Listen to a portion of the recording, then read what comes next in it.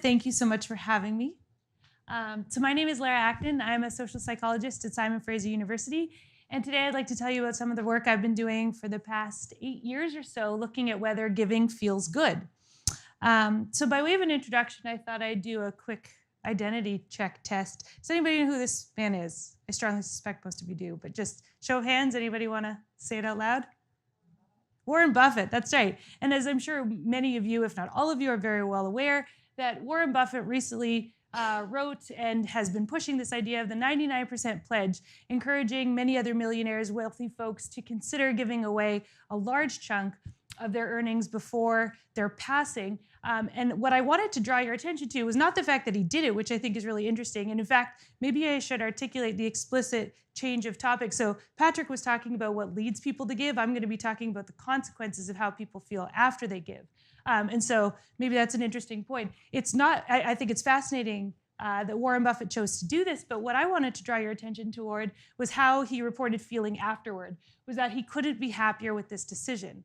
And so I wanted to talk to you guys about today is really how Warren Buffett might not be so unique in his experience of joy when giving. In fact, I wanted to tell you about some of my work that suggests that giving makes people feel good. And this is work that started here in North America, actually in Vancouver, but then built outwards, and has since been looking at this finding in rich and poor countries, in some of our youngest givers, children under the age of 2, and actually an ongoing project I'm working on right now with one of my graduate students looking at whether giving feels good, not only in perhaps some of our more predictable samples where people have financial resources to give away, but even in folks who may be showing behavioral dispositions to suggest they might not be all that concerned about others.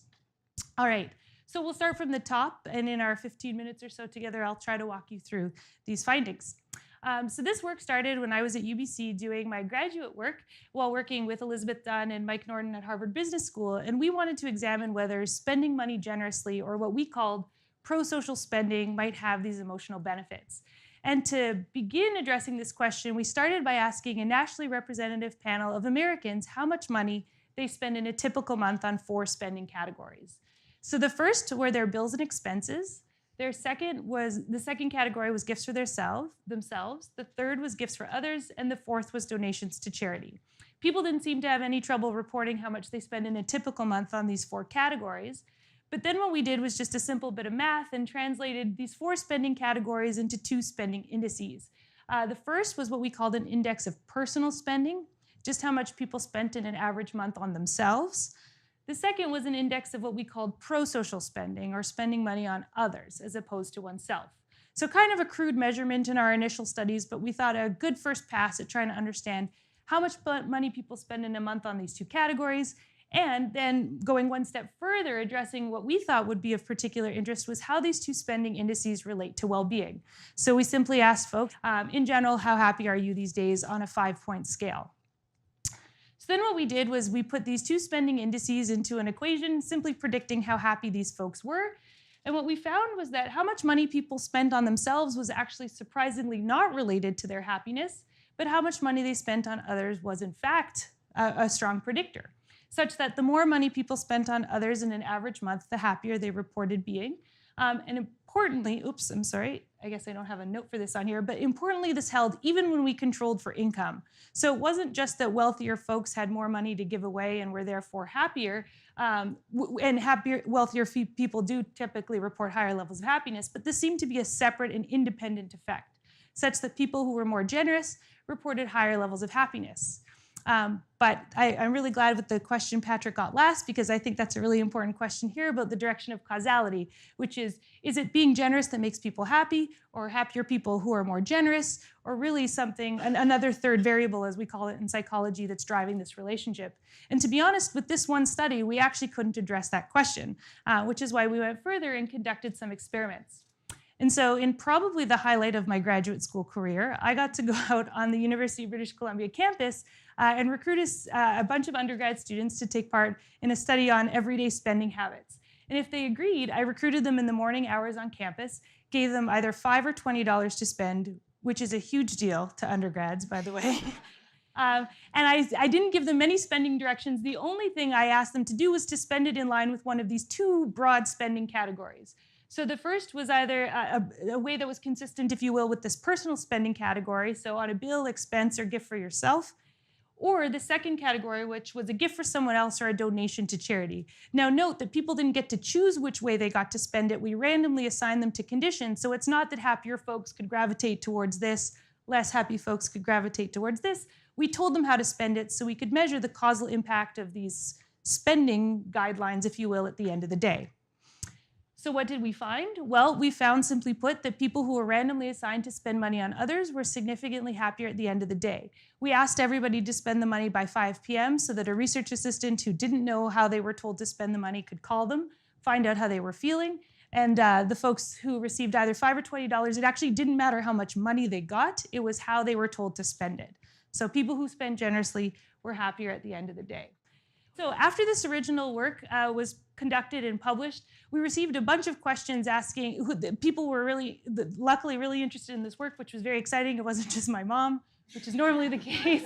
But some of the most burning questions we got was whether this is unique to North America, where on average, I mean, not your typical undergrad population, but on average, people have extra disposable income to use in an average month, or whether these warm glow benefits, if you will, of generous spending might be detectable in other places where people have more limited financial resources and less money to spend on others.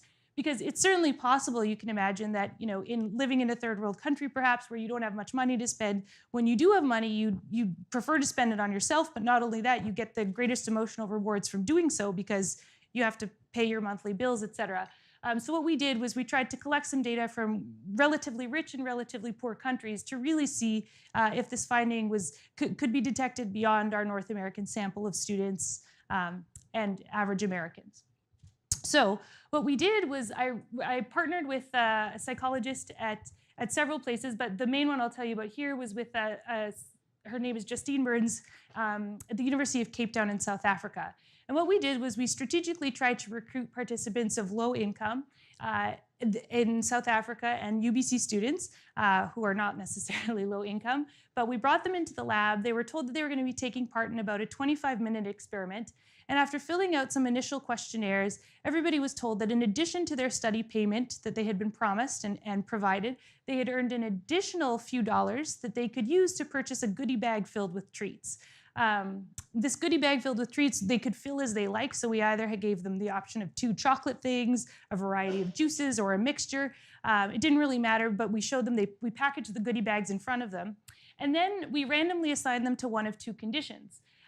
We told people in the personal spending condition that this goodie bag was theirs to keep and it was for them to take home at the conclusion of the experiment just a few minutes from then. The other half of participants we randomly assigned to the pro-social spending condition, telling them that their goodie bag would be donated to a sick kid at a local children's hospital on their behalf. So not with their name attached to it, but their goodie bag would go directly to a sick child. Afterward, and I should mention, everybody opted to buy the goodie bag pretty much because we made it a big pain in the ass if they didn't want to. We told them that you could take the money, but if you want the money, the actual value, you have to pick it up in about 3 weeks' time at 8 o'clock in the morning. And so everybody was like, no, I'll just get the goodie bag, thanks. So they did. They went ahead and they bought the goodie bag. But actually giving them that illusion of choice is a big deal. We could talk about that later if you like. So they felt like they chose to do this kind deed, which I think is pretty important. And after buying the goodie bag, we asked them to report how they were feeling. And what we found was essentially replicating the same results, was that buying a goodie bag for a sick kid led people to report higher levels of happiness than had they bought this pretty much the same exact goodie bag based on their preference for its contents for themselves. Now, even further still, and I should note that actually this was true both in Canada with our UBC students and again, but then also with the South African population where on average the students there actually reported strong struggles in their household making ends meet. But I was still really intrigued by this question about pushing how universal these findings might be. To what extent do we feel the warm glow of giving, not only in rich and poor countries, but actually in places where, I wanted to make sure this wasn't just a North American phenomenon that might, make its way around the world, something that we push here and has made its way to other parts of the world. And so what I did was a couple years ago, I traveled to Vanuatu, which is a country made up of islands in the middle of the South Pacific. My parents thought it was in Africa, so I have to clarify. And I went to this one island called Tana Island and to a very small village called Lunikavik. And the reason I did this was because it was a small-scale traditional rural society that has no electricity, no running water, no television, no connection with the Western world.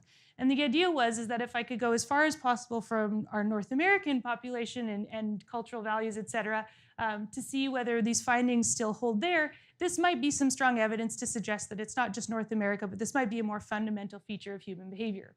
And so in this traditional small-scale society, I recruited as many adults as I could during my 2-3 week stay.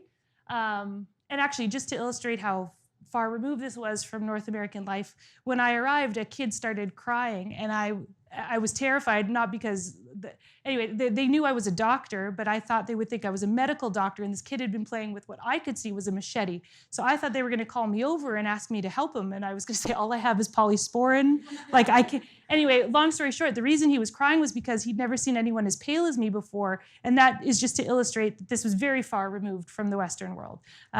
This was even during the summer, while I was a few shades slightly darker, but still anything close to the Western world. So all this to say, it was very, very far removed.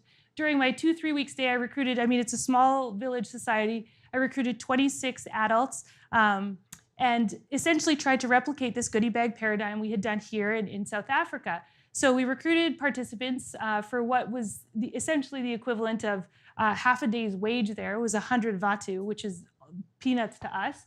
But we borrowed someone's little house, which was made up of sticks and whatnot. We rented it for the day. They came in one at a time. And with me and our research assistant, they sat down. They were told that they had already earned their finances for showing up.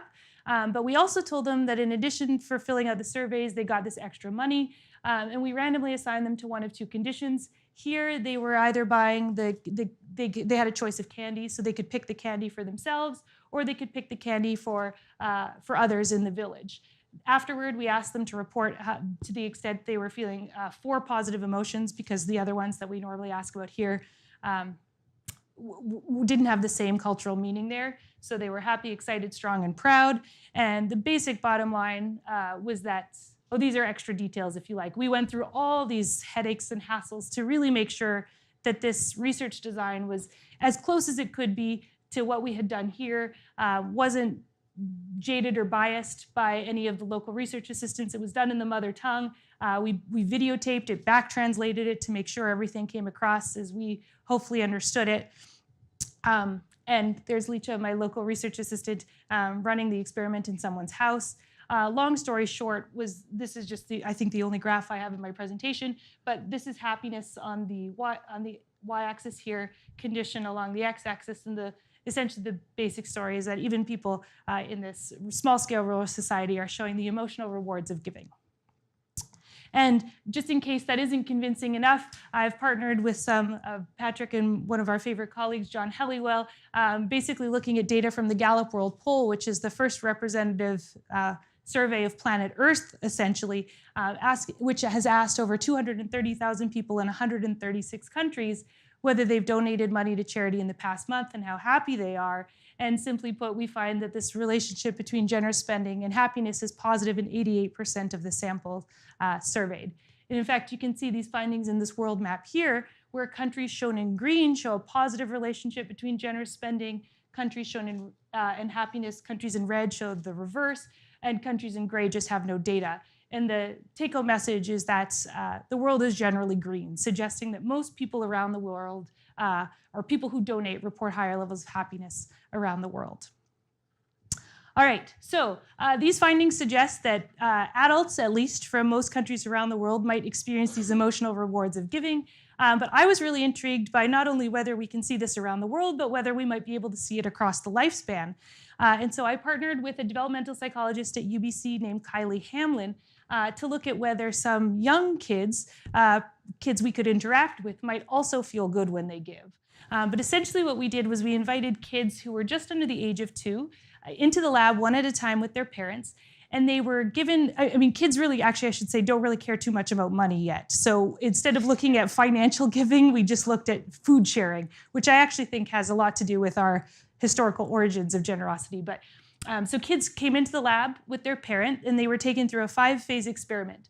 So in the first phase, they were introduced to a puppet named Monkey, who was a stuffed monkey, that they could pet, touch, and interact with. Then each child was given a windfall of treats. So they were 8 edible treats, and we specifically picked treats the kids like a lot. So they were goldfish crackers or Teddy Graham crackers. Then, in counterbalanced order, each kid was asked to either engage or observe in 3 critical steps. So the first was they were asked to watch as the experimenter gave a treat to Monkey.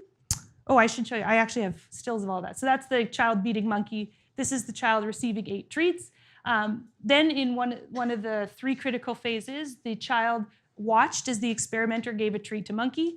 Now, when Monkey received the treat, he appeared to eat it in a very excited fashion. So he went, and shoved his face in the bowl. Now, you can kind of see it in the bottom of the photo, but we convinced the kids that Monkey actually ate the treat because the bowl had a false bottom corner. And so Monkey used his nose to push the treat through the hole. And so when he lifted his face up, it looked like he'd eaten the treat. Kids were pretty convinced. In fact, the video, this girl actually goes, "He ate it." But more interestingly, I think we had 2 other phases where the child was provided a treat from the experimenter, so what we call non-costly giving, because the child has an opportunity to give, but it's not from their personal treats, and asked to give the treat to Monkey. Monkey responds in the same excitable fashion, shoving his face, going, And the final key phase, I think, is we ask the child to give one of their own treats to Monkey. And so rather than rely on kids' actual self-reports of emotion, which can be very difficult under the age of 2. In fact, I first tried doing that, and all kids just said they were happy all the time. So we stopped doing that. So we got the idea to just start videotaping their experience and then later coding their facial expressions for happiness on a 7-point scale, which is actually not that hard. It seems like it takes like 5 minutes to train undergraduate students, and they pick this up very quickly. And so what we found was coding kids' happiness across these 5 phases, we found 2, I think, important things. First is that kids smiled more when giving treats away to Monkey than they did when they received the treats themselves. And it didn't really matter whether it was what we called costly or non-costly giving their own treat or an identical treat that didn't belong to them. But what I think is especially exciting was that kids, at least in this study, smiled even like significantly larger. They showed more positive affect in their faces, interpreted by our coders, when they were giving away their own treat that came at some personal cost than when giving away an identical treat that didn't belong to them to the same puppet who responded in the exact same way, suggesting that giving might be especially rewarding when it actually comes with some cost. So this is just ongoing data collection, but I thought you guys might be interested to know that one of my graduate students is really interested in trying to find the boundary conditions, like at which point this effect doesn't emerge, now that we've seen it in different ages and in different places around the world. And so now that I'm at SFU and there's a very strong forensic psychology department, I've partnered with some of my colleagues there that have access to ex-offender samples. And we thought certainly this might be one place it would be reasonable that maybe we're not going to see these emotional rewards of giving. But it's actually in 2, we've done one study with at-risk youth where we're seeing the same effects. And actually in a large 500-person sample of American ex-offenders, we're also still seeing these emotional rewards of giving play out in the data. So the effect is not as strong as we're seeing, in other samples, but it's actually really interesting that even in samples you might think that might have differing opinions, or at least their behavior might suggest that they have less concern for others, this seems to be an emotional reward of giving. Essentially what we ask people to do, with 500 people online, we can't ask them to buy goodie bags and then tell them it's going to go to their local children's hospital, because we just can't make that work. But what we asked people to do was reflect upon a generous spending example or a time they spent money on themselves, then report how they're feeling. And what we've seen akin to previous research is that people who reflect on a time they spent generously feel happier than people who think about a time they spent on themselves. And so essentially my take-home message to leave you with today is simply that giving may promote well-being. And it's not just in people who have a lot to give, but it might even be in folks who have less, and even when it's costly. So thank you.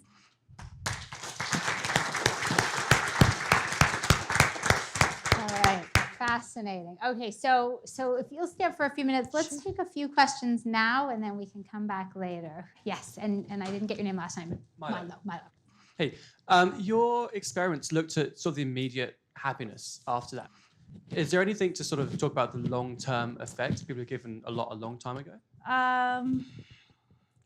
So none of my studies have looked at very long-term effects. I know of some experiments that have looked at older samples of like 65 plus that have looked at repeated weeks, but people have had the opportunity to spend generously over repeated weeks, and so it's not at a very long delay. My hunch is that this may not last for days at a time.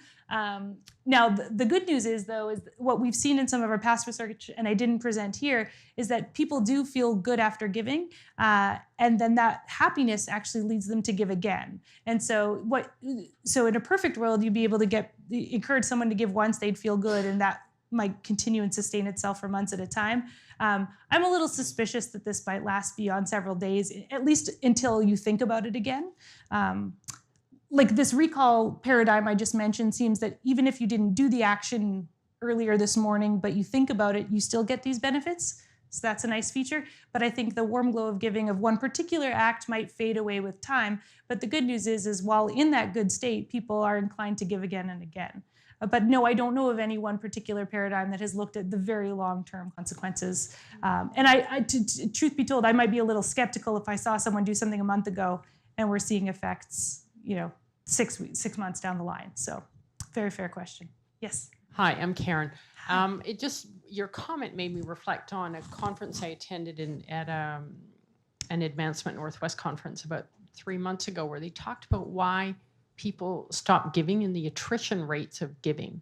And it was based on research, and it was interesting. Most people stop giving to an organization because they're not made to feel good or appreciated. Mm-hmm. And so how do you reflect happiness back onto the person who's being generous to you? So it would be interesting to take that particular study into consideration along with the work that the two of you have been doing. Mm-hmm. I have done some other work looking at what factors make these happiness benefits most readily available, like what leads people to feel good. And there are several things we've realized, and I think actually charities can put this to good use, I hope. One is that people seem to get the largest emotional rewards of giving when they get the opportunity to, first and foremost, realize that they've had a positive impact. So there are times where you might give and you don't know where exactly your dollars are going, but I think to the extent that that's transparent or people believe that they've had a strong, it's not surprising, but sometimes that doesn't always emerge. And sometimes you can have a negative, not necessarily in charitable giving, but I always tell this one story. My mom bought, we're very close with this one family, and I remember we were at the son's birthday, and my mom bought him a clock, and he opened it up and burst into tears. Like, clearly that wasn't her intention. She was trying to give a gift. She thought it would make him happy. But there are times where sometimes you can give and you miss the mark. And I think that's what happened there, and she didn't feel so good about it. He didn't feel so good about it. So not all gifts are perfect, but generally speaking, I think on average, most gifts are good, and that's why, generally speaking, people feel good about giving. So feeling that you've had a positive impact, the extent to which you have the opportunity to connect with other people. Not surprisingly, humans are super social species, so anytime our good deeds can lead us to feel connected to other people, that seems to be a big one. And also, it seems, this isn't my own work, but work done by others has suggested that you actually need to feel this sense of volition. If you feel forced to do a good deed, the emotional benefits pretty much disappear almost entirely. And that was kind of the wrinkle in the process when I was talking about the goodie bags. We had to make people feel that they had chosen to do it. How we just told them, you by default have now done this. I suspect we would have had a much weaker, or if anything, null effect. And that was the illusion of choice point you were making earlier. Yes. They need to feel that they've got that choice. Okay. Yeah. And do some of your research actually have people see, do you study the effect that they are seeing from their giving? So in the $5 and $20, it sounded like giving, it was just giving away the dollars as opposed to seeing the impact. In fact, they had the opportunity to spend it as they like. And we let people kind of take those in spending instructions and run with it. So some people bought like gifts for their siblings. Some people donated to charity, but I think the most popular thing, just by the nature of the timing, was taking friends and family to eat at lunch, which later actually fueled a lot of those questions looking about the importance of social connection for experiencing those emotional rewards. Okay. Yeah. I think I saw one more hand. Yeah, Brent, you've got someone on the webcast? Do you have a sense of how much the costliness of the gift makes a difference to happiness? So if I just want to happiness maximize, can I just give away very, very small amounts of money and I'll accrue all of these happiness benefits? I think there's a trade-off. So I think you need to, and I think that's an interesting point because some of our data suggests, like, I think you need to feel like you've had a positive impact, and giving away, you know, a nickel here and there might not lead you to feel like you've had a substantial contribution and impact. So I don't know if that will be all that emotionally rewarding. But at the same time, I do think there's the data I presented here, at least with the kids, suggests that costly giving is actually more beneficial, right? But I do think there's a breaking point. I think had we asked the kids to give away all their treats, they would have thrown a hissy fit and probably started screaming, right? So I think there is a point where, you know, giving is rewarding, but I also, so while I think people might have a pro-social instinct, I think there's also this selfish instinct that I'm not arguing doesn't exist. And so I think it's a delicate balance, but I do think there's no like $1 amount at which you hit the sweet spot where you can feel you've had a positive impact and still protect some for yourself. But and that might vary as a function of people and their current situation. So, but I do think it is a delicate interplay between how much can I give away. I think actually costliness is a sense of like, I'm doing this because I really care.